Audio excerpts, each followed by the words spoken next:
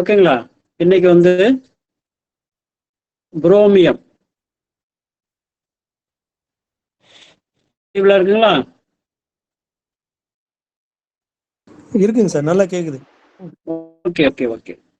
So புரோமியம் அப்படிங்கிறது பார்த்தீங்கன்னா periodic டேபிள்ல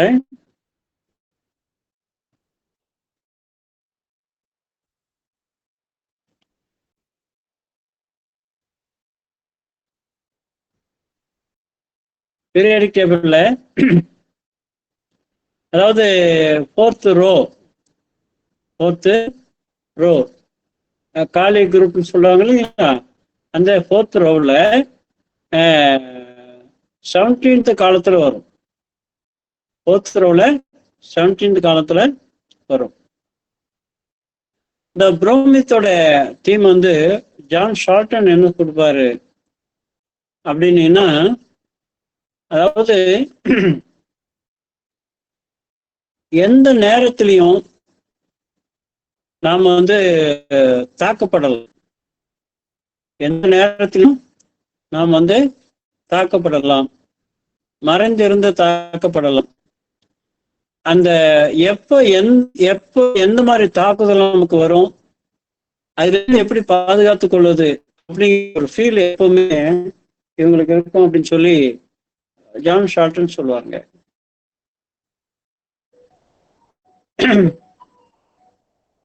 ஒரு குடிகார ஒருத்தர் இருக்காரு, டெய்லி குடிச்சிட்டு வருவாரு. அவர் எப்ப வீட்டுக்குள்ள நுழைஞ்சாலும் ஒய்ஃபையும் பிள்ளைங்களையும் எப்படி அடிப்பாரு, எதால் அடிப்பாருன்னு தெரியாது. இதே பொழப்பம் இருக்கு. ஒரு நாள் 2 நாள் இல்ல, காலம் முழுக்க இதேதான். அப்படின்னா அவர் வெளியில போயிட்டாருன்னா ரொம்ப ஹாப்பியா தான் இருப்பாரு. ஆனா எப்போ வருவாரு, என்ன நடக்கும்னு தெரியாது. அந்த மாதிரியான ஒரு பயத்திலேயே வாழ்ந்துகிட்டு இருக்கக்கூடிய இவங்க இருக்காங்க இல்லைங்களா? அந்த சுச்சுவேஷன்ல இருந்து வரக்கூடிய அந்த எமோஷன், ஃபியர், அது வந்து அதுக்கு கல்கரியா புரோமோட்டம் கொடுத்தா சரியாச்சு. அது என்ன கல்கரியா ஏன் இங்க வருது அப்படின்னா, கல்கரியா அப்படிங்கிறது ராஜன் சங்கரன் தெளிவாக சொல்லுவார். To whom I am depending, நான் யாரை சார்ந்து வாழ்கிறேனோ அவர்களால் நான் தாக்கப்படுவது அப்படிங்கிறப்போ கல்கரியா புரோமோட்டம். நான் எந்த குடும்பத்தை சார்ந்து இருக்கிறேனோ அந்த குடும்பத்தால் தாக்கப்படுவது, விரட்டியடிக்கப்படுவது, தாக்கப்படுவது, எப்ப என்ன மாதிரி தாக்கப்படுவோமோ அப்படிங்கிற அச்சத்திலே வாழ்வது. அது அச்சம் அப்படிங்கிற சொல் தான் ரொம்ப பொருத்தமா இருக்கும். அது வந்து காலி புரமோட்டம் சொல்லலாம். காலி புரமோட்டம். காலி அப்படி குடும்பம் அப்படிங்கிற அர்த்தத்துல வரும். கல்கரி அப்படிங்கிறது நான் யாரை சார்ந்திருக்கிறோம் அந்த ஒரு நபர் அப்படிங்கிற அர்த்தத்துல வரும். புரியுங்களா? ஸோ அந்த இடத்துல புரமோட்டம் அப்படிங்கிறது காலேஜன்ல இன்னொரு எலிமெண்ட். ஸோ அதை பத்தி தான் இன்னைக்கு பார்க்க போறோம். ஓட்டுற எல்லா வேலையும் பார்த்துக்கிட்டு இருக்கோங்க. அதனால இந்த ஸ்லைடை தேடி பிடிச்சி கம்பைல் பண்ணி வச்சிருக்கிறேன். ஸோ உங்களோட சேர்ந்தா நானும் படிக்க போறேன்.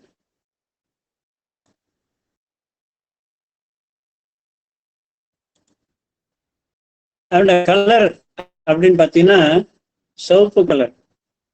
இது வந்து சிவப்பு நிறத்தில் இருக்கக்கூடிய ஒரு கேஸுங்க. இது bromine is a heavy mobile reddish brown liquid which easily turns into red vaporous gas at room temperature. லிக்விட்ல க்ளோஸ்ட் கண்டிஷன்ல லிக்விடா இருக்கும். திறந்தீங்கன்னா வேப்பரா மாறிடும். திறந்தா வேப்பரா மாறிடும் at temperature with a disagreeable suffocating odor. மூச்சு அடைக்குங்க. அந்த புரோமைட் கேஸ் வந்து நீங்க சுவாசிச்சீங்கன்னா உங்களுக்கு பிரீத்திங் டிஃபிகல்டிஸ் வரும், மூச்சு அடைக்கும். அந்த மாதிரி அது வந்து அதை கேஸ் இருக்கவே முடியாது, அந்த மாதிரி தண்ணி கொண்டது.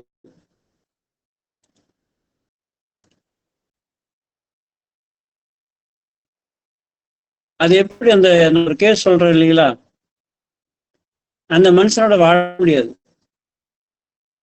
எப்ப எப்படி அடிப்பான் எப்படி உதைப்பான் அப்படிங்கிற மனுஷனோட வாழவே முடியாது, அந்த குடும்பத்துல வாழவே முடியாது. ஸோ அப்படி ஒரு நெடி இந்த புரோமியத்துல இருக்கு.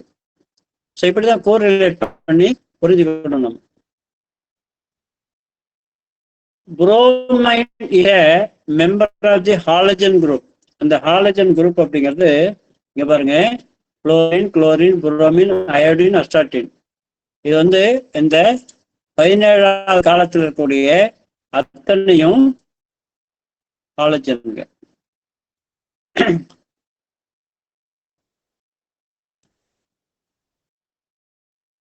along with fluorine, chlorine, iodine and astatine. சரி, அடுத்தது போலாம்.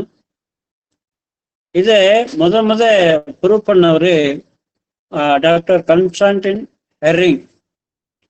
ஹெர்ரிங் நிறைய ப்ரூவ் பண்ணியிருக்காருங்க. அவர் ப்ரூவ் பண்ண ஃபேமஸ் ரெமெடி என்னன்னு தெரியுமா?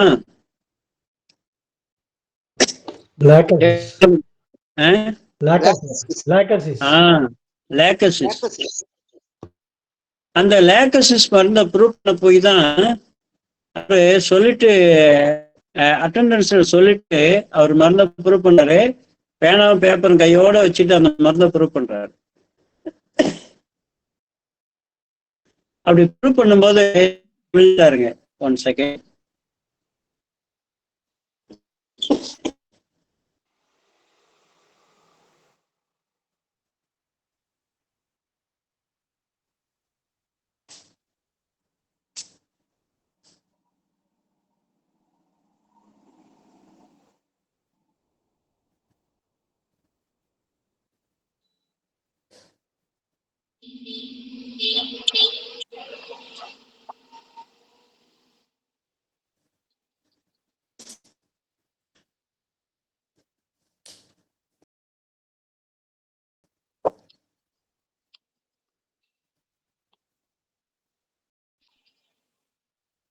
அதுக்கப்புறம் அவருக்கு என்ன ஆச்சு, கழுத்து இருக்குல்ல சட்டையில இந்த கால அவங்க வந்து போட்டு இந்த பட்டன் போட்டு டைட் வாங்கல்ல, பண்ண முடியாம போச்சு.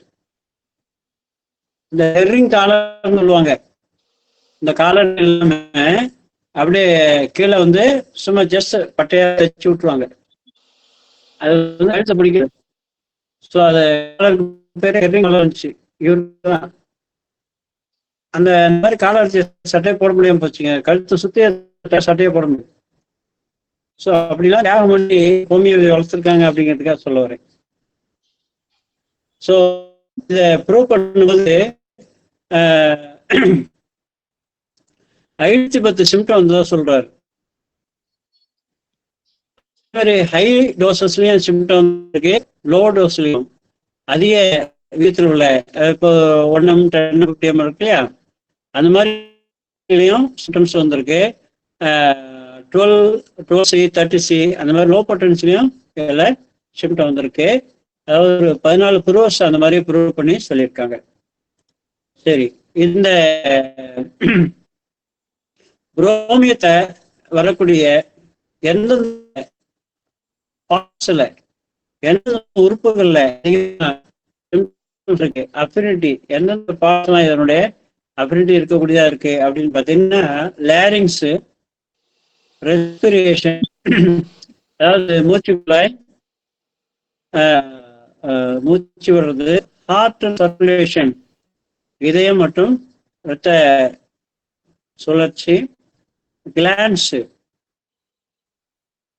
அப்படிங்கிறது என்ன தெரியுமா, இந்த தவங்கட்டில கீழே பாட்டம் சைடு இருக்கக்கூடிய கழுத்தும் தவங்கட்டி சேரக்கூடிய இடத்துல இருக்கக்கூடியது பரோட்டிட் கிளாண்ட். அப்புறம் தைராய்டு, அப்புறம் ஓவரிஸ் அண்ட் மம்மி, லேடிஸுக்கு ஓவரிஸ் அண்ட் மம்மி. இதெல்லாம் இந்த அயோடினால சாரி புரோமியனால பாதிக்கக்கூடிய பார்ட்ஸா இருக்குது. புரோமியம் அப்படிங்கிறது குழந்தைகளுக்கு அக்யூட் கண்டிஷன்ல பயன்படுத்தக்கூடிய மருந்தா இருக்குது அப்படின்னு சொல்றாங்க. அந்த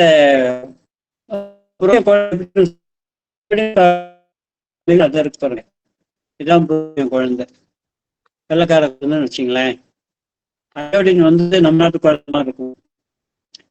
அப்படிங்கிறது வெள்ளக்கார குழந்தை மாதிரி இருக்கும். Fair, blonde, light haired people with locks fever. அன்றைக்கு ஆரம்ப கட்டத்தில் அந்த மருந்துகளை பற்றி சிம்டமேட்டிக்கா புரிஞ்சுக்கிட்ட போது அந்த சிம்டம்லாம் கம்பைல் பண்ணி ஒரு மனிதனை உருவகப்படுத்தி அந்த அந்த காலத்துல நிறைய சொல்லியிருக்காங்க. ஏன்னா அவங்களுடைய அவங்களுடைய இயல்பு, அவங்களுடைய கலரு, கண்ணு எப்படி இருக்கும், சின்ன எப்படி இருக்கும், தலை எப்படி இருக்கும், முடி எப்படி இருக்கும், இதெல்லாம் வச்சு சில மனிதர்கள் அடையாளப்படுத்தாங்க அன்னைக்கு காலகட்டத்துல. ஸோ அந்த இந்த புரோமியம் அப்படிங்கிறது இந்த மாதிரி வெள்ளைக்கார குழந்தை, ஃபேர், பிளாண்ட், லைட் ஹேர்டு, நல்ல வெள்ளைக்கூடிய முடி இருக்கு, lax fibre, especially in children with thin white delicate skins, white eyebrows. So இந்த மாதிரி ஒரு அடையாளத்தை சொல்றாங்க. ஜெயசேகர் சொல்லுங்க. Okay.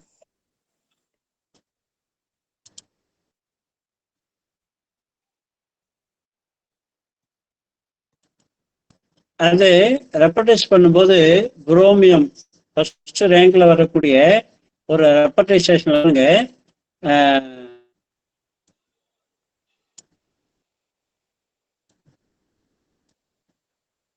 Mind excitement in nervous children.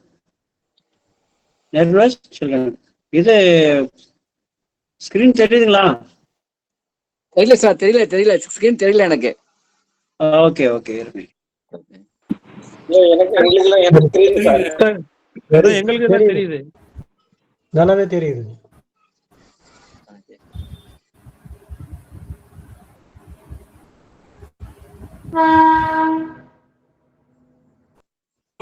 தெரியல.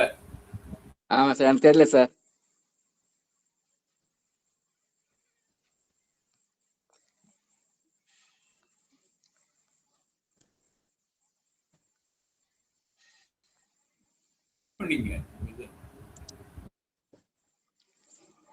பரவாயில்ல சார், வாய்ஸ் கிடைக்குது சார், பரவாயில்ல சார், விடுங்க சார், பாத்துக்கலாம். ஸ்கிரீன் ரொம்ப முக்கியம் சார். எங்களுக்கு தெரியுது, ஒரு பிரச்சனை இல்லாம இருக்கு. மேபி அவங்க ஒரு தடவை வெளியில போயிட்டு வர சொல்லுங்க. ஓகே சார், ஓகே, பாத்துக்கலாம். Okay sir, okay sir. Screen செட்டிங்ல ஏதாவது மாத்தி இருப்பாரு. அதான் சார், தெரியல சார், எனக்கு யூஸ் பண்ண தெரியல. பாக்குறேன்.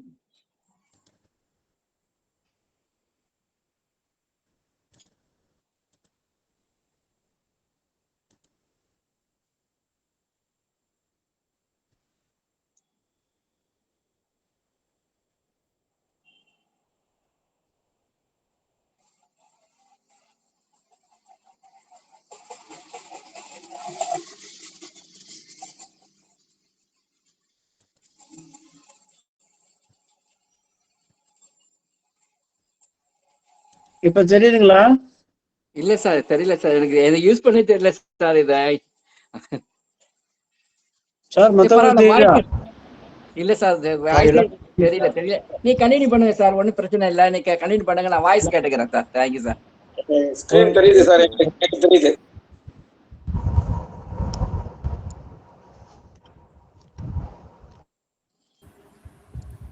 ஸ்கிரீன் சில பேருக்கு தெரியுது, சில பேருக்கு தெரியல.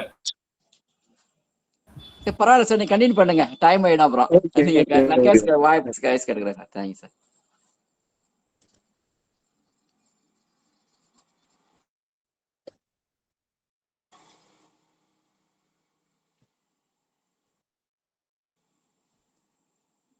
சரி, என்ன தெரியல, பார்ப்போம். அதாவது சில்ட்ரன் அப்படிங்கிறவங்க சில்ட்ரனுக்கு ஏன்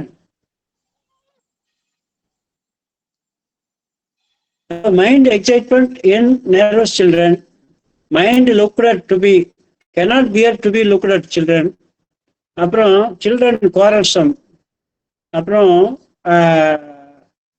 children in pale discolouration, children in fair skin with diphtheria வந்துருச்சுங்க. இப்போ எல்லாருக்கும் தெரியும்னு நினைக்கிறேன். அப்புறம் complaints in delicate puny silky children, emaciation in children, obesity in children, swelling of glands in children, weakness children. இதெல்லாம் வந்து சில்ட்ரன் சம்பந்தப்பட்ட சிம்டம்ஸா இருக்கு. ஒரு நிமிஷம் இருக்கு.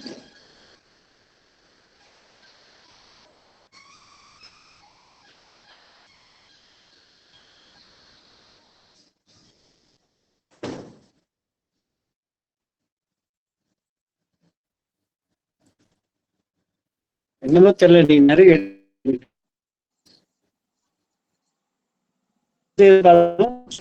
இந்த குரோமியம் அப்படிங்கிறது கிளாண்ட் வந்து எப்படி ஃபங்க்ஷன் ஆகுது பாருங்க. Chromium produces inflammation and infiltration, enlargement and hardening of glands.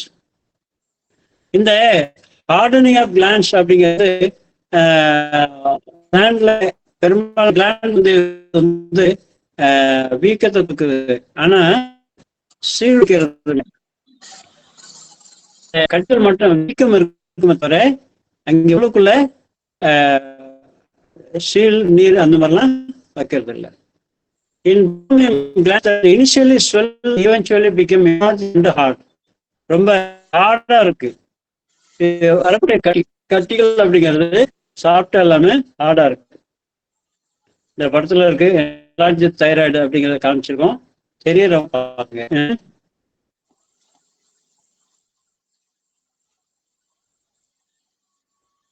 Okay,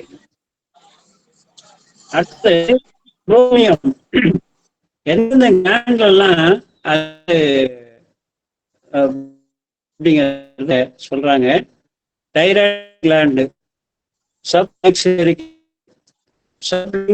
gland, parotid gland, ovaries, mammary, testes, prostate gland, எல்லா கிளாண்டும் ஸ்வெல்லிங், என்லார்ஜ்மெண்ட் அண்ட் ஹார்டனிங், வீக்கம் பெருசா இருக்கு அண்ட் ஹார்டா இருக்கிறது. அப்படிங்கிறது ஹார்டா இருக்கிறது. அயோடின் பார்த்தோம் பார்த்தீங்களா, அது தொங்கும். சாப்பிட்ட புரியுங்களா, கை வச்சு இந்த பக்கம் அந்த பக்கம் நீங்க நகர்த்தலாம். பட் புரோமியத்துல அப்படி இருக்காது, கல்லு மாதிரி இருக்கும். Inflammation process is slow. அந்த வீக்கம் அப்படிங்கிறது மெதுவா நடக்கும், ரொம்ப நாள் எடுத்துக்கும். சொல்ல முடியாது. சிலர் வந்து லைஃப் லாங் கூட அது மெதுவா அப்படியே வாங்கிட்டே வந்து அப்படியே பரவி போய் கல்லாட்டம் அப்படியே நின்றுக்கும் அந்த அந்த பகுதிகளை. மற்றபடி separation without producing separation, seal வைக்காது, நான் மலிக்னண்டா இருக்கும். எப்படி நான் மலிக்னண்டா இருக்கும், ஆபத்து இல்லாத கட்டியா இருக்கும். அடுத்தது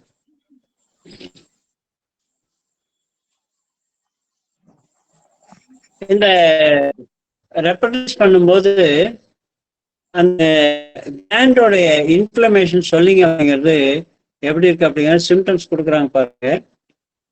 left parotid gland inflammation, parotid gland swelling, submaxillary gland left side submaxillary gland swelling. அதுக்கப்புறம் பர்ஸ்பிரேஷன் அப்படி சொல்லி இவருடைய அஃபினிட்டி பார்த்தோம் இல்லைங்களா, அந்த பர்ஸ்பிரேஷன் மோஷன் அக்ரவேஷன். அடுத்தது ஜென்ரலிட்டியில எமாசியேஷன் இருக்கும். எமாசியேஷன் இன் சில்ட்ரன், குழந்தைகள் இளைக்கிறது. இன்டுரேஷன் கிளாண்ட்ஸ் இன்டுரேஷன். அப்புறம் பாருங்க, இண்டுரேஷன் கிளான்ஸ் செப்பரேட்டிங் பட் செல்டம். எப்பயாவது தான் செப்பரேஷன் ஆகும். யாருக்காவது எப்பயாவது தான் அது வந்து சீல் கட்டியா மாறும். அதர்வைஸ் வந்து சீல் பிடிக்காது. Swelling of glands, swelling of glands in children, general weakness, general weakness in children, general weakness diphtheria in children. இதெல்லாம் வந்து அந்த புரோமியம் மெட்ரியாமெனிக்காவில் வரக்கூடிய சிம்டம்ஸ்ங்க. சார் இதுல இந்த இன்ஃபில்ட்ரேஷன் என்ன? எதுங்க? இன்ஃபில்ட்ரேஷன். இன்ஃபில்ட்ரேஷனா? சாரி, ஆமா ஆமா, சொல்லுங்க. Infiltration. Infiltration, just a minute. ஊடுருவு வருது.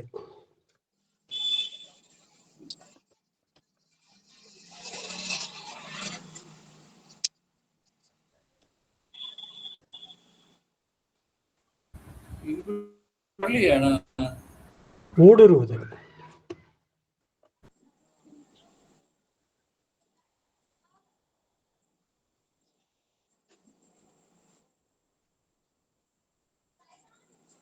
அதாவது ஆப்ஷன்ஸ் வந்து வெளியில இருந்து உள்ள ஊடுருவது, வெளியில இருந்து உள்ளுக்குள்ள ஊடுருவது, அதுக்கு இன்ஃபில்ட்ரேஷன் அப்படின்னு சொல்லுவாங்க. ஓகே, அடுத்து போலாம். As a result, chromium indicated in conditions like tuberculosis, cancer and AIDS இது இண்டிகேட் பண்ணுது அப்படின்னு சொல்றாங்க. Bromine is very useful in the treatment of breast cancer. சொன்னோம் இல்லையா, ஓவரிஸ் மாமே இது இன்ஃப்ளேஷன் வரும், கேன்சராகவும் வர்றதுக்கு வாய்ப்பு இருக்கு அப்படின்னு சொல்றாங்க. பாருங்க, படம் காமிச்சிருக்கேன். அதுல வந்து அந்த சிம்டம்ஸ் ஆஃப் கேன்சர் அப்படிங்கிறத அதில் காமிச்சிருக்காங்க. ஆக்சுவலி லிம்ப் நோட்ஸ்ல வருது, வெயின்ஸ்ல வருது, இன்வெர்டட் நிப்பிள், அந்த டிஸ்சார்ஜஸ்க்கு. ஸோ இதெல்லாம் இண்டிகேட் ஆகுது பிரஸ்ட் கேன்சர். அடுத்தது பிரீத்திங் டிஃபிகல்டிஸ் அப்படிங்கிறது. அண்ட் இது வந்து ஆப்டோனிக் infection such as pneumocysts or malignancies such as Kaposi's sarcoma. Kaposi's sarcoma அப்படிங்கிற name can signal the stage of HIV infection AIDS. HIV வந்தவங்களுக்கு கடைசி நேரத்துல இந்த மாதிரி தழும்பு மாதிரி வருதுங்க. அது வந்து ஃபைனல் சிம்டமா அவங்களுக்கு கடைசி காலத்துல இந்த மாதிரி ஸ்கின்ல வருது அப்படின்னு சொல்லி சொல்றாங்க. ஓகேங்களா? என்னங்க படம்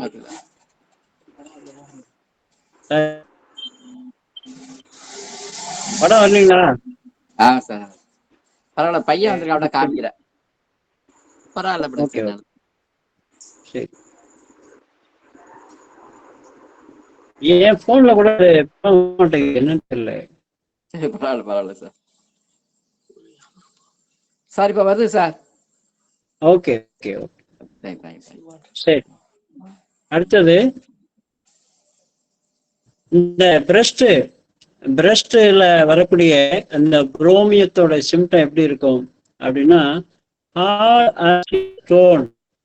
கல் இருக்கும். பிரஸ்ட் வந்து கல் இருக்கும். அதுல இருக்கும், அதுல இருக்கும். அதாவது ஹார்ட் நோட்ஸ் முடிச்சா மாட்டிட்டு முடிச்சு போட்ட மாதிரி இருக்கும். ஒன்னோட ஒண்ணு சேர்ந்து முடிச்சு போட்ட மாதிரி இருக்கும். பாத்தீங்கன்னா ஒரு குத்து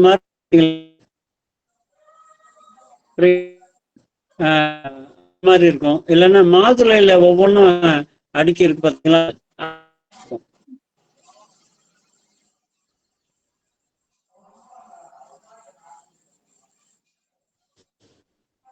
இதே மாதிரி கோணியத்துல இருக்கும், கல்கரியத்துல இருக்கும், சேம் அப்பியரன்ஸ் இருக்கும். அது புரோமியம் என்னங்கிறத வச்சு நம்ம டிஸ்டிங்விஷ் பண்ணிக்கலாம். கோனியம் மாக்குலேட் அடுத்தது சொல்லியிருக்கியா.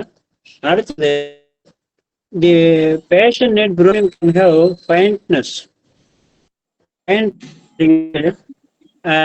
ஒரு மாதிரி மயக்கம் போட்டு விழுந்துடுறது. அப்புறம் வீக்னஸ்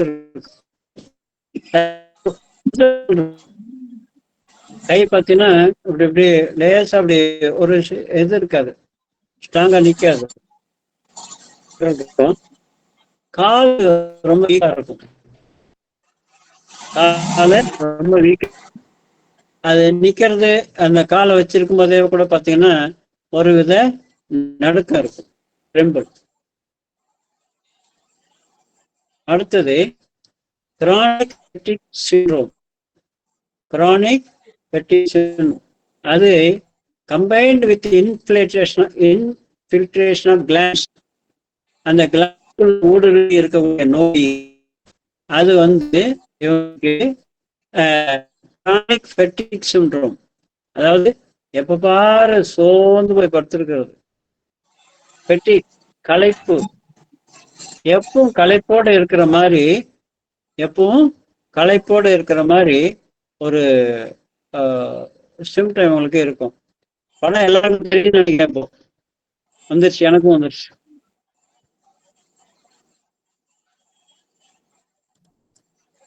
அடுத்தது புரோமியத்தோட ஒரு கீநோட் சிம்டம் என்னன்னு பார்த்தீங்கன்னா, ஆஸ்மாட்டிக் அட்டாக்ல, அதாவது கப்பல்ல போறாங்க பாருங்க,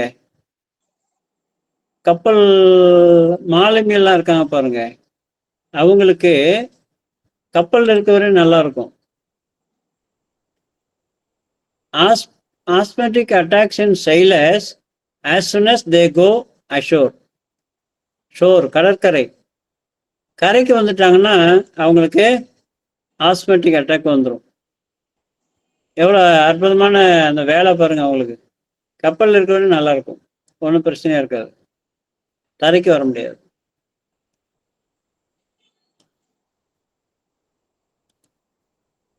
அடுத்தது அந்த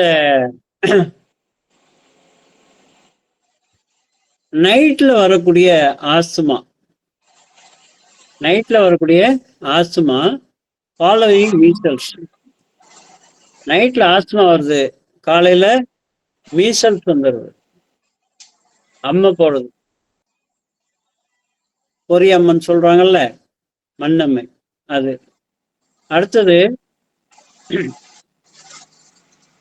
cannot inspire adequately. மூச்சு விடுறத ஃப்ரீயா விடுவாங்க, மூச்சு இழுக்கிறது கஷ்டப்படுவாங்க. அதாவது cannot inspire அப்படிங்கிறது மூச்சு உள்ள போறது, எக்ஸ்பிரேஷன் அப்படிங்கிறது மூச்சு வெளியே வர்றது, பிரீத்திங் அப்படிங்கிறது ரெண்டும் சேர்ந்தது. சிம்டம் ரெப்படைஸ் பண்ணும்போது இது பாருங்க, மூச்சு வெளியே வர்றது அப்படிங்கிறது எக்ஸ்பிரேஷன் டிஃபிகல்ட் அப்படின்னு சொல்லி சிம்டம் எடுக்கணும். மூச்சு உள்ள இழுக்கிறது சிலர் கஷ்டப்படுவாங்க, வெளியே ஃப்ரீயா வந்துடும், உள்ள இழுக்க முடியாது. அது இன்ஸ்பிரேஷன் டிஃபிகல்ட் அப்படின்னு பேர். அடுத்தது தொண்டையில முழுங்கும் போது மூச்சு விட முடியாது, breathing feels blocked when swallowing. புரியுங்களா? இதெல்லாம் ஒரு பெக்யூலியர், புரோமியத்தில் வரக்கூடிய பெக்யூலியர் சிம்டம். இந்த பாருங்க, respiration asthmatic accompanied by inspiration difficult. Respiration அப்படிங்கிறது டோட்டலா பிரீத்திங் பேர், அதுல இன்ஸ்பிரேஷன் டிஃபிகல்ட். அதே மாதிரி asthmatic after measles, asthmatic night, asthmatic sailors as soon as they go ashore. கப்பல் இருக்க வரையும் நல்லா இருப்பாரு, கப்பல் விட்டு தரைக்கு வந்தோடனே ஆஸ்மா வந்துடும். அடுத்து asthma seaside at the seaside amelioration, கடலோரம் இருந்தாங்கன்னா அவங்களுக்கு நல்லா இருக்கும். அடுத்து சொல்வைங் அக்ரவேஷன், இது எல்லாமே ஏற்கனவே இந்த சிம்டம் ஒவ்வொன்றா பார்த்தோம். அது எல்லாமே வந்து ரெப்பர்ட்ரியில் இருக்கு, மெட்ரியாமெடிக்காவில் இருக்கு. ஸோ அடுத்து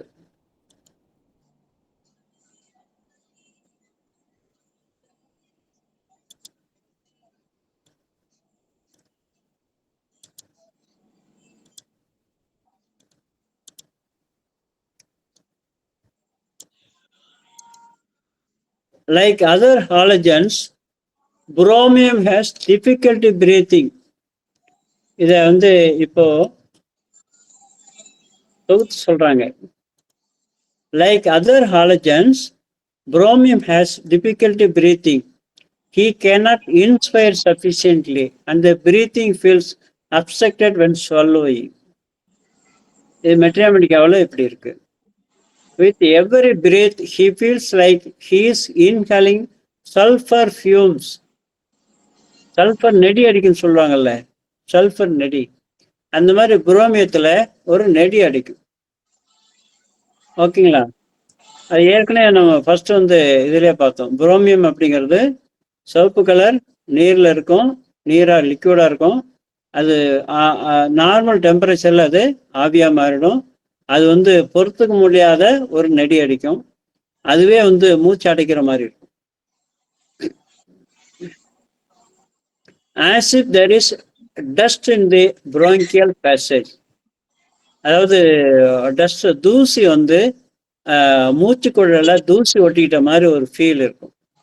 அந்த மூச்சுக்குழல் வந்து ரஃப்பாக இருக்கும், மூச்சுக்குழல் அறுக்கிற மாதிரி இருக்கும். சாயிங் ரெஸ்பிரேஷன், ஒரு மாதிரி அறுக்கிற மாதிரி கொரன்னு ஒரு சவுண்ட் வித்தியாசமாக வரும். Ameliorated by walking and motion. So எப்போ இவங்களுக்கு நல்லா இருக்கும் அப்படின்னு பார்த்தீங்கன்னா, நடந்தா, மூமெண்ட்ல இருந்தாங்கன்னா, ஒர்க் பண்ணிட்டு இருந்தாங்கன்னா இவங்களுக்கு நல்லா இருக்கும். ஸோ ரெஸ்ட்டு வந்து அக்ரிவேஷன் ஆகும். அடுத்தது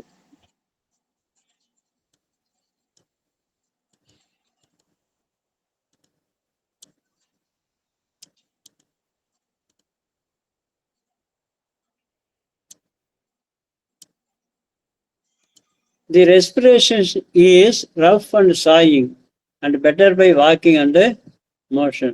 பாருங்க எவ்வளோ ஜாலியாக டான்ஸ் ஆடிட்டு போறாரு பாருங்க. If I had asthma and needed bromium, I would feel much better by walking or motion. சரிங்களா? மூமெண்ட், வாக்கிங் ஆர் மூமெண்ட், அதில் வந்து ரொம்ப ஜாலியாக இருப்பார்.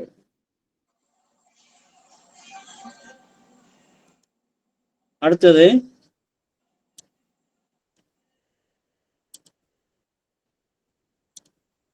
bromine mostly affects the upper respiratory tract and especially the larynx. லாரிங்ஸுங்கிறது என்ன? இந்த இருக்கு பாருங்க, இந்த இடம் தான் லாரிங்ஸ். தொண்டைக்கு கொஞ்சம் கீழே இருக்கக்கூடிய பகுதி லாரிங்ஸு, அங்கே நிறைய பிரச்சனை வரும். And trachea, larynx and trachea. அடுத்தது bromine is very useful in treating laryngeal diphtheria. laryngeal diphtheria, diphtheria கக்குவான் இருமல் சொல்லுவாங்கல்ல, அந்த இடத்துல பொஞ்சி பொஞ்சி இருமல் இருந்துகிட்டே இருக்குது. ஆர் குரூப், கோழை கட்டி இருக்கிறது, சளி பிடிச்சிருக்கிறது. where the inflammation begins in the larynx and spreads upward. இந்த லாரிங்ஸில், த்ரோட் ஏரியாவில் இன்ஃப்ளமேஷன், வீக்கம் வந்து அது அப்படியே மேலே பரவக்கூடியதாக இருக்கும். ஸோ இதுதான் புரோமியத்தோட இண்டிகேஷனுங்க. ஸோ லாரிங்ஸ் அண்ட் ட்ராக்கியாவில், லாரிங்ஸ் அண்டு ட்ராக்கியா, அதில் வந்து குரூப்னா கோழை, சளி, தடுமன் அர்த்தம். அதில் வந்து இங்கே பாருங்க, புரோமியம் கேப்சுலேட்டரில் இருக்கு பாருங்க.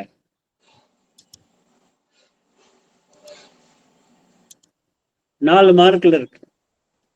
ஸோ லாரிங்ஸ் அண்ட் ட்ராக்கியாவில் உங்களுக்கு வந்து சளி இருக்கு, கோல்டு இருக்கு அப்படின்னா நீங்கள் புரோமியத்தை முதல்ல திங்க் பண்ணலாம் அக்யூட் கண்டிஷன்ல.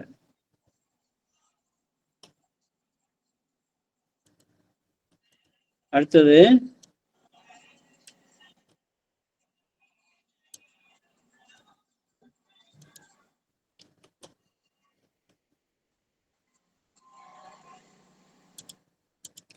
a good description of typical attack of group diphtheria is violent suffocative breathing. Violent suffocative breathing accompanied with a dry, obstinate and croupy cough. அதாவது நல்ல அருமையாக இண்டிகேட் பண்ணுங்க. சஃபகேட்டிவ் பிரீத்திங் அப்படிங்கிறது மூச்சு விட ரொம்ப கஷ்டப்படுவாங்க. என்ன சளி வந்து ரொம்ப ட்ரையாக இருக்கும், ரொம்ப மூச்சு விட வெளியில வராது. அப்சினேட் அண்ட் குரூப்பி காஃப், சளி இருமி வெளியில எடுக்க முடியாது. சளி இந்த இடத்துல இருக்கும், இருமி அந்த சளியை வெளியே கொண்டு வர முடியாது. ஸோ அந்த மாதிரியான கண்டிஷன்ல புரோமியம் நல்லா ஒர்க் பண்ணும். டியூரிங் எ காஃபிங் paroxysm, the face and lips would become purple and eyes congested with much lacrimation. Erumbi Erumbi Erumbi பார்த்தீங்கன்னா கண்ணில் தண்ணி வரும், கண்ணில் தண்ணி வரும். சரிங்களா? மூஞ்சி லிப்ஸ் எல்லாம் ப்ளூ கலராக மாறிடும். என்ன ப்ளூ கலராக மாறுது, பர்பிள் கலராக மாறுது அப்படின்னாலே அங்கே வந்து பிளட் சர்க்குலேஷன் வந்து ரொம்ப பிளாக் ஆகுது, பிளட் வந்து ரிட்டர்ன் போகலை, அந்த அளவுக்கு அங்கே அந்த பகுதியெல்லாம் ஸ்ட்ரெயின் ஆகுதுன்னு அர்த்தம். அதாவது பிளட் வந்து ரிட்டர்ன் ஆகி போகணும் இல்லையா? ரிட்டர்ன் ஆகி போகலை அப்படின்னா எந்த இடத்துலாம் பிளட் வந்து ரிட்டர்ன் ஆகி போகலையா அந்த இடம்லாம் ப்ளூ கலராக இருக்கும். புரியல?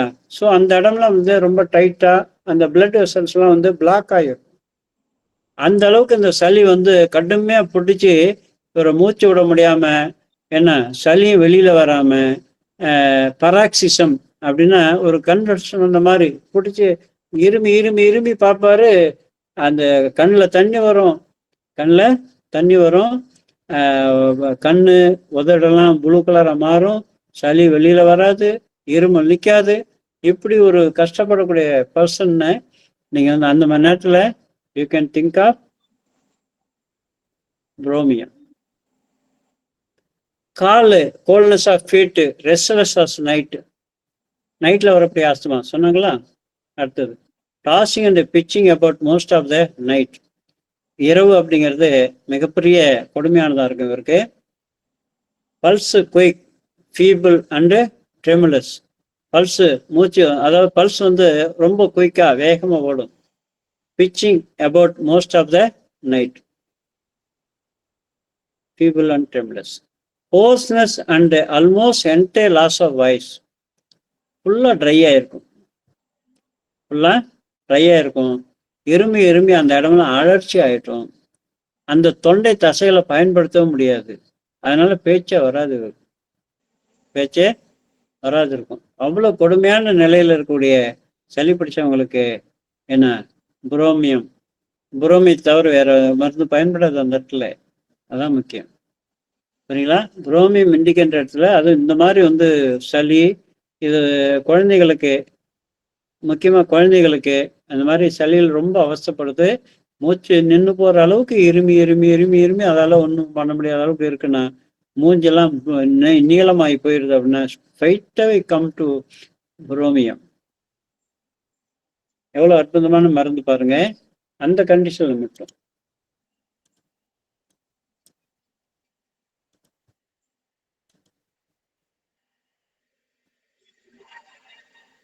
அடுத்தது a symptom which we find running through many bromium condition is palpitation, படபடப்பு.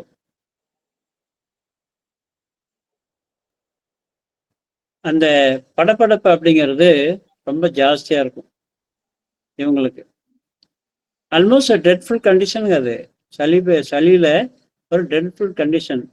அவங்களுக்கும் பயமாக இருக்கும், அதை அந்த கண்டிஷனை பார்க்குறவங்களுக்கும் பயமாக இருக்கும். அந்த மாதிரியான ரொம்ப கஷ்டப்பட்ட இருமல் அது. அடுத்தது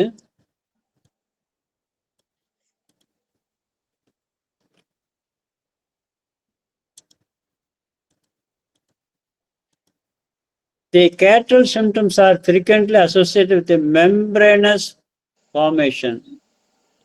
Membranous formation.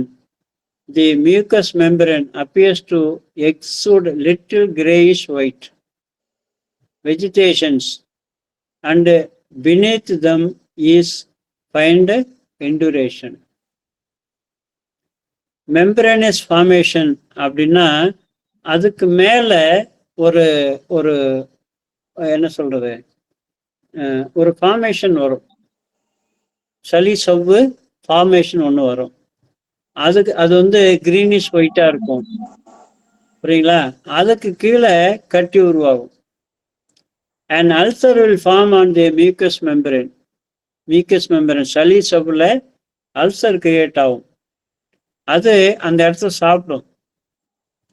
And build beneath it a hardened layer of tissue. ஒரு ஒரு இது ஃபார்மேஷன் ஆகும். அது கீழே அது வந்து டிக்கிங் பண்ணும், அதை சாப்பிட ஆரம்பிக்கும். அதுக்கப்புறம் அதில் வந்து கட்டி உருவாகும். The catarrhal states are accompanied with fever. சளி ஜாஸ்தியாக வந்து என்ன இந்த கண்டிஷன் இருக்கும்போது ஃபீவர் வந்துடும். ஃபீவரோட இண்டிகேஷன் என்ன? அந்த சளிக்கு எதிராக அந்த மனுஷன் ரொம்ப போராடிக்கிட்டு இருக்கான், ரொம்ப முடியாமல் இருக்கிறான். அந்த போராட்டத்தில் எல்லா வெப்பனையும் கொண்டு வந்து இறக்குறாங்கன்னு அர்த்தம். எல்லா சோல்ஜர்ஸையும் அங்கே கொண்டு வந்து இறக்குறாங்க.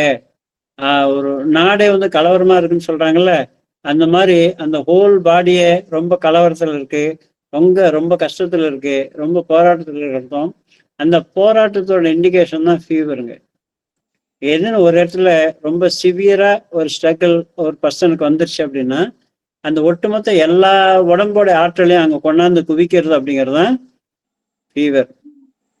அந்த ஃபீவர் இருக்கும்போது அவங்க வந்து எந்த வேலையும் பார்க்க முடியாது, அவ்வளோ களைப்பு வந்துடும், சாப்பிட முடியாது, கம்ப்ளீட்டாக ரெஸ்ட் எடுக்க வைக்கிறது அப்படின்னு கண்டிஷனுக்கு கொண்டு வந்துடும். புரியுங்களா? ஃபீவர் அப்படிங்கிறது ஒரு போராட்ட நிலை, போர் நிலைன்னு அர்த்தம். ஓகேவா?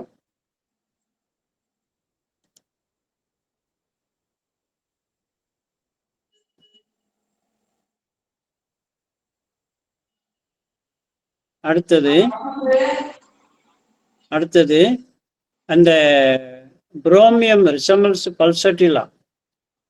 புரோமியம் resembles pulsatilla. In both remedies are very aggravated by heat. அந்த பல்சட்டிலா ஹீட்டில் அக்ரிவேட் ஆகும், சன்னில் அக்ரிவேட் ஆகும். அதே மாதிரி புரோமியமும் ஹீட்டில் அக்ரிவேட் ஆகும், சன்னில் அக்ரிவேட் ஆகும். They both have reactions to heat and develop allergic reaction to the sun.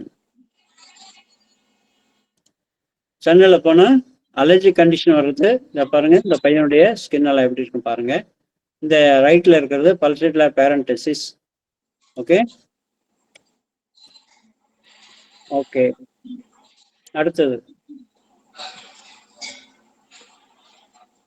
அடுத்தது இந்த புரோமியம். Patient is weak and easily heated, but then sweaty and sensitive to drafts. Fan இருக்கு இல்லையா, ஃபேன் இவங்களுக்கு ஒத்துக்காது, ஃபேனு ஒத்துக்காது. வீக்கா ரொம்ப ஈஸிலி ஹீட் ஆயிடுவாங்க. அதனால இவங்களுக்கு வந்து ஹீட் ஒத்துக்காது, ஃபேனும் ஒத்துக்காது. அடுத்தது பாருங்க,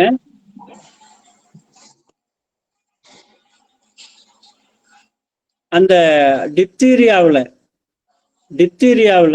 புரோமியம் has diphtheria which begins in the larynx and runs upward with a faintness.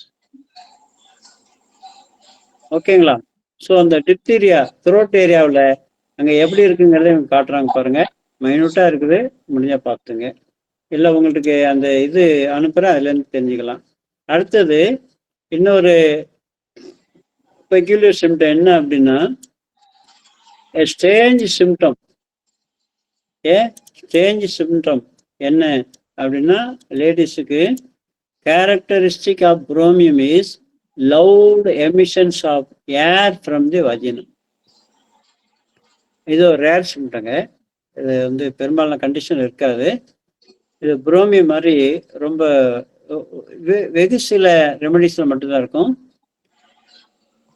Emission of air from the vagina. அடுத்தது, bromine can have vertigo with the sensation in the brain as if dizziness will come on with the tendency to fall backward worse at the sight of running water. தண்ணியை பார்க்கும்போது மயங்க போட்டு பின்பக்கம் விழருது, இல்லைன்னா stepping on to a bridge. தண்ணியை பார்த்துட்டு பாலத்து பக்கம் திரும்பி ஓடிடுறது, இல்லை தண்ணியை பார்த்து ஓடுற தண்ணியை பார்த்தா மயக்கம் வந்து பின்பக்கமா விழருது. இது ஒரு பெக்குலியர் சிம்டங்க. அடுத்தது, many of the chest conditions of bromium patient. செஸ்ட்ல வந்து எந்த மாதிரி கண்டிஷன் வருது அப்படின்னா, accompanied by nose bleeds. Chest, அதாவது செஸ்ட்ல ஒரு சிம்டம் வரும்போது இவங்களுக்கு மூக்குல ரத்தம் வரும். இந்த மூக்குல ரத்தம் வர்றது அப்படிங்கிறது எப்படி சொல்ல முடியுமா? அதாவது அந்த சளி சவ்வுகள் இருக்கிற இடத்துல ட்ரைனஸ் ஆகி அங்க அழற்சி வந்து என்ன பிளட் வெசல்ஸ் ஓப்பன் ஆகி அதுல இருந்து வர்றதாங்க பிளட். நிறைய பேர் அது ஏதோ ஹார்ட்ல இருந்து வர்றதா நினைச்சுப்பாங்க. அது அப்படி இல்லை. மூக்குல ரத்தம் வந்தாலே நிறைய பேர் பயந்துக்கிறாங்க, புரியுங்களா? இந்த சளி வந்து அந்த மியூக்கஸ் மெம்பரன் ட்ரை ஆயிடுச்சுனாலே அடுத்தது சளி வர்றதுக்கு ரெடி ஆயிடுச்சுன்னு அர்த்தம். ஸோ அந்த மாதிரி வரும்போது கரெக்டான மருந்து போட்டு கியூர் பண்ணிட்டீங்கன்னா அந்த ரத்தம் வராது. புரியுங்களா? ரத்தம் வந்தாலே அப்படி பயப்படுறது அப்படிங்களா? ரத்தம் எங்கேருந்து வருது, எதனால வருது, பேஷண்ட் ஆல்ரெடி என்ன கண்டிஷன் இருக்காங்க அதை பார்த்து புரிஞ்சுக்கணுங்க. சரிங்களா?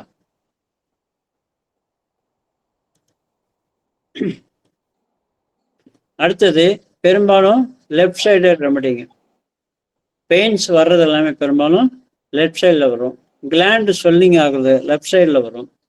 புரியுங்களா? லெஃப்ட் சைடு ரெமடி இது.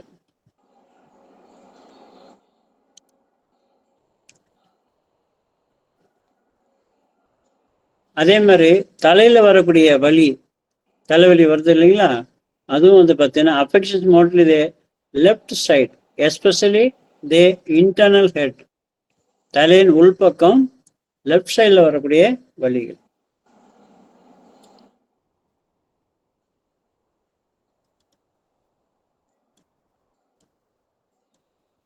அடுத்தது, bromium has one-sided spasmodic attack of whooping cough. அந்த whooping cough அப்படிங்கிறது கூட அந்த ஒன் சைடடா வரக்கூடியதா இருக்கும் காஃப். அந்த அந்த ஒரு ஒரு வித சென்சேஷன் இருக்குல்ல, உள்ளுக்குள்ள வலி, குத்தல், அந்த சளி அடைச்சிக்கிட்டு இருக்கிறது, ஒட்டிக்கிட்டு இருக்கிறது, அதெல்லாம் ஒன் சைடடா இருக்கும், பெரும்பாலும் லெஃப்ட் சைடா.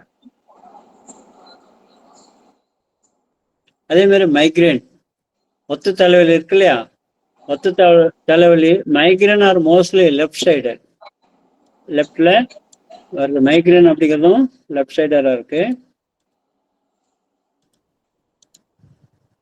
ஒர்ஸ் stooping and after drinking milk. தலைவலி ஒத்த சைடா ஒரு பக்கமா இருக்கு, தலைய ஸ்டூப்பிங் பண்ணா, தலையை கீழே குனிய முடியாது, அப்படி பண்ணா ஜாஸ்தியா வலிக்கும். அதே மாதிரி பால் சாப்பிட்டா தலைவலி ஜாஸ்தியா வரும். இதெல்லாம் பெக்குலியருங்க. இந்த பால் சாப்பிட்டு தலைவலி ஜாஸ்தி ஆகுது, இதனால நான் பாலே சாப்பிட மாட்டேன்னு சொல்றாங்கன்னு வச்சுங்களேன், யூ கேன் திங்க் ஆஃப் புரோமியம்.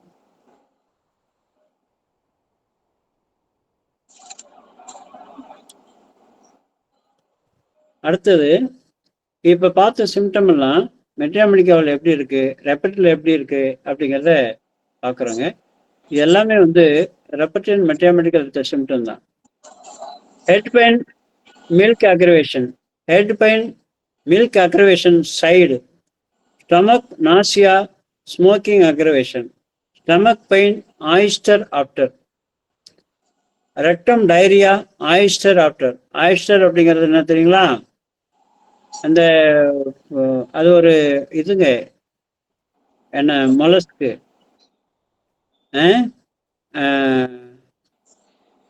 என்ன தமிழ்ல சிப்பி. சிப்பி. சிப்பி அது வந்து கொஞ்சம் வசதி படைச்சவங்க உணவுன்னு வச்சிங்களேன்.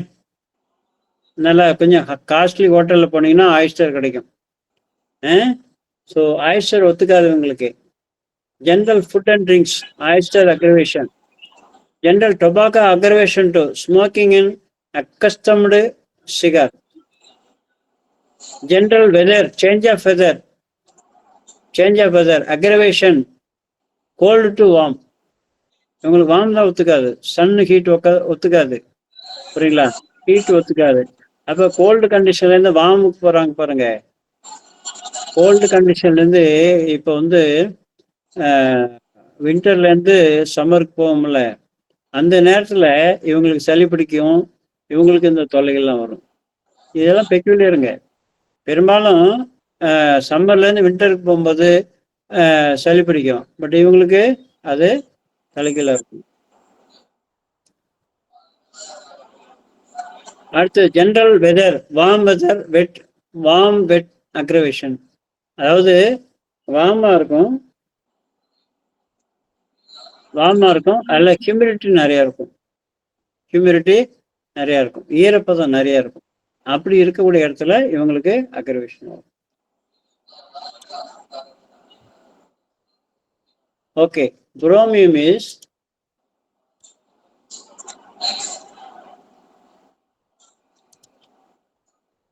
ameliorated by air at the seashore. amelioration by seashore. அங்க பாருங்க, ஏற்கனவே பார்த்தோம்ல, மாலுமிக்கு கப்பல் இருக்கவரையும் நல்லா இருக்கும், அந்த கடல் காற்று, அந்த கடல் காற்றுல இருக்கும்போது நல்லா இருக்கும். இங்க தரையில இருக்கிறவங்களுக்கு கடல் பக்கம் போனா நல்லா இருக்கும். By shaving and by violent motion. Shave பண்ணா நல்லா இருக்கு, நல்ல பழக்கம்ல. இப்ப யாரும் ஷேவ் பண்றது இல்லை, எந்த பசங்களும் ஷேவ் பண்றது இல்லை, வயசானவங்க மட்டும் தான் ஷேவ் பண்ணிருக்காங்க நம்மளுக்கு. So shaving and by violent motion amelioration ஆகும். கடற்கரை பக்கம் நல்லா இருக்கும், ஷேவ் பண்ணா நல்லா இருக்கும். தலைவலி இருக்கு, ஷேவ் பண்ணா நல்லா இருக்கும், சரிங்களா? I feel better as. Okay, அடுத்தது heaviness in the occiput and the forehead in the heat of sun. வெயில்ல போனா முன்னால தலை வலிக்குது, பின் மண்டை வலிக்குது. அது நிழல் கொண்டாங்கன்னா தலைவலி நின்று போயிடுது. அமலேட்டட் பை டார்க்னஸ். டார்க் ரூமுக்கு வந்துட்டாங்க, நைட் ஆயிடுச்சு, ஓகே, புரியுங்களா? சன் லைட்டு இது ரெண்டும் அவங்களுக்கு தலைவலி அதிகப்படுத்துது. அவங்க நிழலுக்கு வந்துட்டாங்கன்னா நல்லா இருக்கும், இருட்டுக்குள்ள வந்துட்டாங்கன்னா நல்லா இருக்கும்.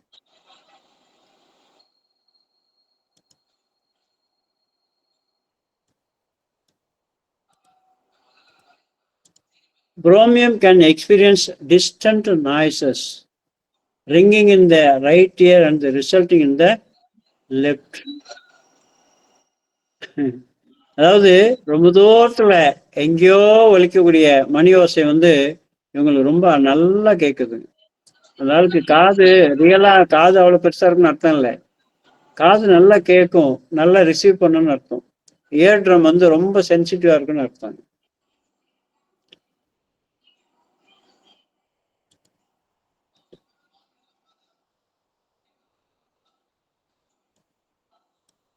அதே மாதிரி chromium patients can also have distension of the abdomen with really terrible flatulence. அங்கே அயோடின்லையும் பார்த்தோம் இல்லைங்களா, ஹெவி ஃபிளாட்டுலன்ஸ் அயோடின்ல இருந்துச்சு. அதே மாதிரி புரோமியத்தில் இருக்குது. A feeling of a ball in the left hypochondrium. Walking can often ameliorate this pain. ஜென்ரலாகவே மூமெண்ட் இவங்களுக்கு நல்லா இருக்கும். வேலை செய்யறது, நடக்கிறது, மூமெண்ட்ல இருக்கிறது, விளையாடுறது எல்லாம் உங்களுக்கு நல்லா இருக்குங்க. ஸோ எகன் இங்கே லெஃப்ட் சைடு வருது. அப்டமன் லெஃப்ட் சைடு வந்து பால் சென்சேஷன் இருக்கு. அது நடந்தா நல்லா இருக்கு, விளையாடினா நல்லா இருக்கு. புரியுங்களா? Diarrhoea ameliorated after eating from coffee. அதாவது டயரியா அடிக்கடி போகுது, காஃபி சாப்பிட்டா நல்லா இருக்கு. காஃபி சாப்பிட்டா நல்லா இருக்கு. அங்கே தலைவலி வந்துச்சு, பால் சாப்பிட்டா தலைவலி ஜாஸ்தி ஆகுது. ஆனால் காஃபி சாப்பிட்டா டயரியா ஸ்டாப் ஆகுது. இதெல்லாம் ஒரு பெக்யூலியருங்க.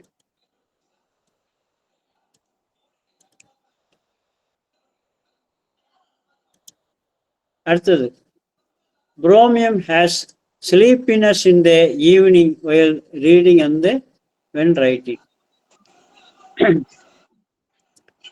அதாவது சாயங்கால நேரத்தில் இவங்களால படிக்க எழுத முடியாது.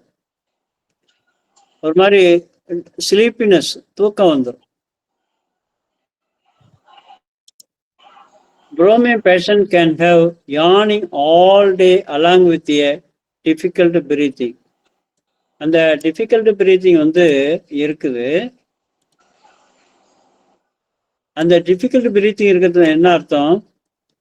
அவங்களுக்கு ஆக்சிஜன் சஃபிஷியண்டாக இருக்காது உடம்புல. அந்த ரெக்குவயர்மெண்ட் ஆஃப் ஆக்சிஜனை இண்டிகேட் பண்ணுறது தான் யானிங், கொட்டாய் விடுறது. ஸோ நாள் பூரா கொட்டாய் விட்டுக்கிட்டே இருப்பாங்க. ஸோ அவங்களுக்கு வந்து பிரீத்திங் டிஃபிகல்ட்டிஸ் இருக்கு, போதிய ஆக்சிஜன் உள்ள போய் சேரல, நிறைய காற்றை இழுத்து ஆக்சிஜன் வந்து கொஞ்சம் சமாளிக்கிறதுக்கு பயன்படுத்திக்கிறதுக்கு பேர் தான் அந்த யானிங், கொட்டாய் விடுறது அப்படிங்கிறது. கொட்டாய் விடும்போது கொட்டாய் வர்றதுக்கான இது தேவை அதுதான். அங்கே உடம்போட ஃபங்க்ஷனுக்கு ஆக்சிஜன் பத்தில் நிறைய காற்றை இழுத்து ஒரே டைமில் இழுத்து கொஞ்சம் பேலன்ஸ் பண்ணிக்கிறது, தற்காலிகமாக பேலன்ஸ் பண்ணிக்கிறது. அது நாள் பூரா அப்படி இருக்குது அப்படின்னா என்ன அர்த்தம்? கிரானிக்காக அவங்களுக்கு வந்து ரெஸ்பிரேஷன் டிஃபிகல்ட் இருக்குது, ஆக்சிஜன் பற்றாக்குறை இருக்குது, அதை சமப்படுத்திக்கிறாங்க. அப்பப்போ கொட்டாய் விட்டு சமப்படுத்திக்கிறாங்கன்னு அர்த்தம்.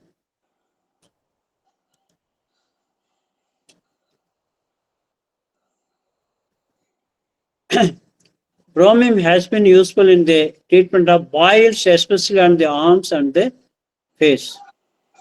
கைகள்லையும் அந்த முகத்திலையும் அந்த பாயில்ஸ், சின்ன சின்ன பாயில்ஸ் வர்றதை சரி பண்ணிக்கிறதுக்கு பயன்படுது. அதனுடைய சிம்டம் தான் பாருங்க.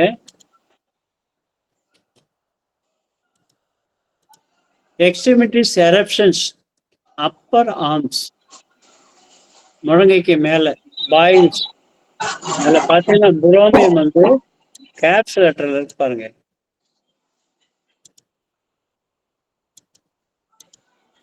Extremities eruptions, four arms, boils.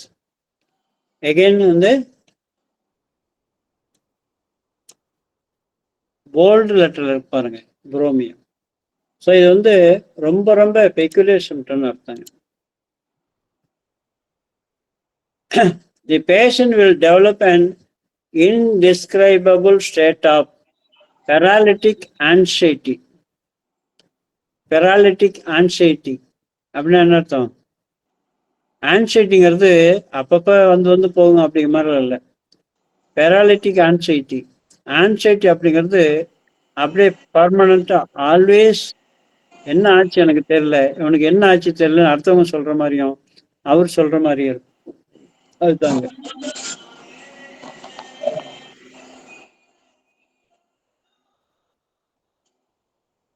Okay, இதில் மீதி என்ன இருக்குங்க? டைம் ஆச்சு, போதும். என்னோட தொடர்ச்சி வந்து அடுத்த கிளாஸில் பார்ப்போம். ஓகேங்களா? அநேகமாக புதன்கிழமை நான் வந்து வெளியூர் பிளான் இருக்கு. ஸோ நெக்ஸ்ட் கிளாஸ் வந்து வெள்ளிக்கிழமை இருக்கு, வெள்ளிக்கிழமை மீட் பண்ணலாம். சரிங்களா? Okay, thank you. Thank you sir. Thank you. Thank you sir. Thank you.